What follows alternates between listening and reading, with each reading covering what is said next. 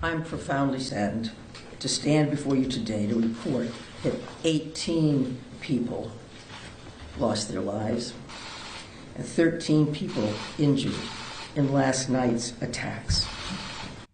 Yeah, that was Maine's governor speaking just a short time ago, giving an update on the deadly shooting spree that claimed the lives of 18 people. And now police are searching for that person of interest in the shooting.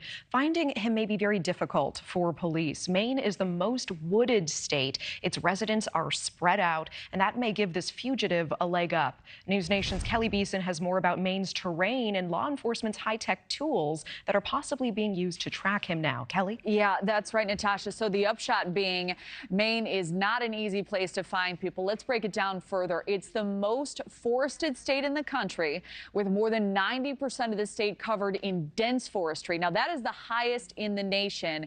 The second highest is just to the south in New Hampshire.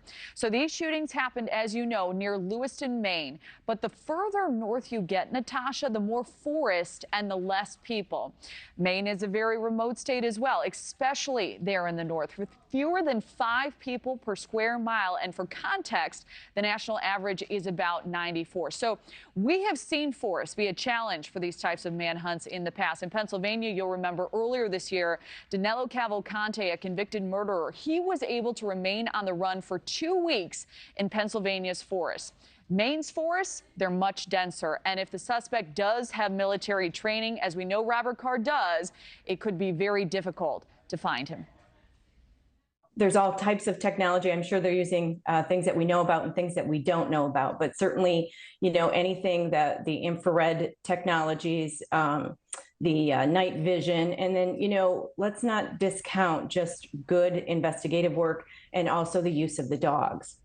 Yeah, so Tony adds law enforcement will be very familiar with the terrain in these areas where they're searching, adding that it will be difficult for Carr to blend in, especially in these smaller communities, Natasha, where neighbors really do know their neighbors.